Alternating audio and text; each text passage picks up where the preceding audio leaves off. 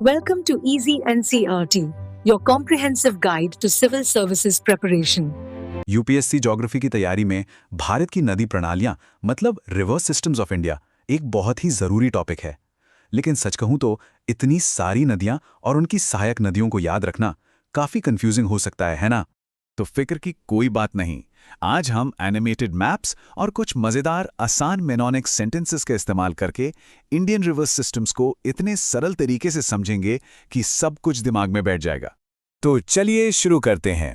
हमारा core concept ये है कि हम भारत की सभी नदियों को दो मुख्य ग्रुप्स में बांट देंगे और यही हमारा मास्टर मेमोरी मैप तैयार करेगा। अच्छा, सबसे पहले इन दो तरह की नदी प्रणालियों के बीच का जो मेन डिफरेंस है उसे समझना बहुत ज़रूरी है। देखिए, जो हिमालयन नदियां हैं वो पेरेनियल होती हैं। पेरेनियल मतलब उन्हें ग्लेशियर से पानी मिलता है तो वो साल भर बहती हैं। वहीं दूसरी तरफ पेनिनसुलर नदियां सीजनल होती हैं, मतलब वो बारिश के पानी पर निर्भर करती हैं।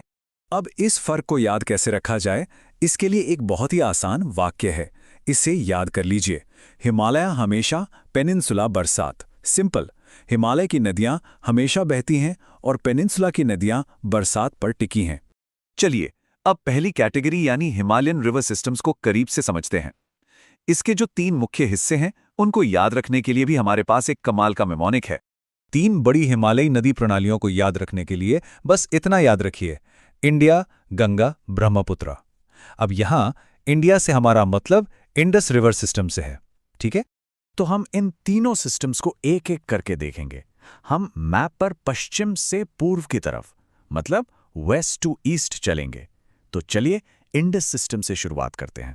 अब आते हैं इंडस रिवर सिस्टम की सहायक नदियों पर, जिन्हें ट्रिब्यूटरीज कहते हैं। इनको याद रखने के लिए एक मजेदार मेमोनिक है, जल्दी चलो रवि, बहन सोने। चले इसे ब्रेक डाउन करके समझते हैं। जल्दी से झेलम, चलो से चिनाब, रवि से तो रवि ही है, बहन से ब्यास और सोने से सुतलज। है ना एकदम आसान?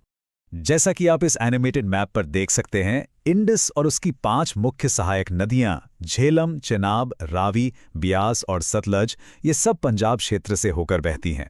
देखिए कैसे ये सब मिलकर एक विशाल नदी प्रणाली बनाती हैं। ये विजुअलाइजेशन इसे याद रखने में और भी मदद करता है। सही कहा ना?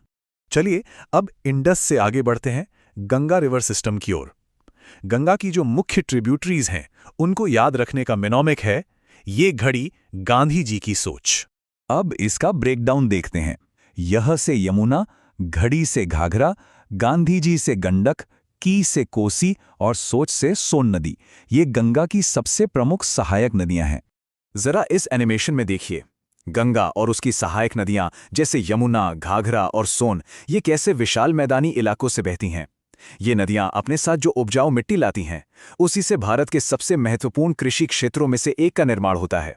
हमारी तीसरी हिमालयी नदी है ब्रह्मपुत्र। ये तिब्बत में मानसरोवर के पास चेमायुंगडुंग ग्लेशियर से निकलती है, जहां इसका नाम है सैंगपो। फिर ये अरुणाचल प्रदेश से भारत में एंटर करती है और नॉर्थ ईस्ट इंडिया से होकर बहती है। तो हिमालयन सिस्टम तो हो गया। चलिए अब अपने मेमोरी मैप के दूसरे हिस्से यानी पेनिनसुलर नदियों की ओर बढ़ते हैं। और हां, इनके लिए भी एक बहुत ही असरदार निमोनिक है हमारे पास। पेनिनसुलर भारत की मुख्य नदियों को याद रखने के लिए बस ये एक वाक्य दोहरा लीजिए, गॉड कृष्णा कावेरी में नहा तपस्या। तो देखिए, गॉड से गोदावरी, फिर कृष्णा और कावेरी तो नाम से ही साफ हैं। में से महानदी, नहा से नर्मदा और तपस्या से तापी। अब यहाँ एक बात ध्यान रखना जरूरी है, इनमें से ज्यादातर नदियां पूर्व की ओर बहती हैं, सिवाय नर्मदा और तापी के। ये दोनों पश्चिम की ओर बहती हैं। तो यहाँ एक सवाल उठता है कि भाई, नर्मदा और तापी पश्चिम की ओर क्यों बहती हैं, जबकि ज्यादातर पेनिनसुलर नदियां पूर्व की ओर जाती हैं? आखिर ऐसा क्यों? इसका जवाब है रिफ्ट वैली।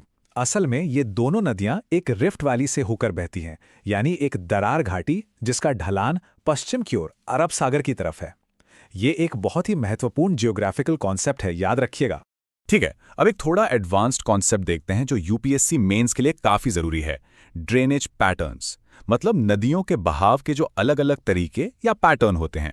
देखिए, ये 5 मुख्य पैटर्न हैं। डेंड्रिटिक, जो पेड़ की शाखाओं जैसा दिखता है। ट्रेलिस, जिसमें समानांतर धाराएं होती हैं। रेडियल, जहां एक चोटी से नदियां चारों दिशाओं में बहती हैं। रेक्टेंगुलर जहां नदियां समकोण पर मतलब राइट एंगल पर मिलती हैं, और सेंट्रिपिटल जहां सारी नदियां एक झील में जाकर मिलती हैं। चलिए, तो अब तक हमने जो भी सीखा है उसे एक साथ रिवाइज करते हैं। इस मैप पर देखिए, उत्तर में सिंधु, गंगा और ब्रह्मपुत्र की हिमालयी प्रणालियां, और दक्षिण में गोदावरी, कृष्णा, कावेरी जैसी पूर्व की ओर बहने वाली नदियां, और हां, यहाँ पश्चिम की ओर बहती हुई नर्मदा और तापी भी हैं।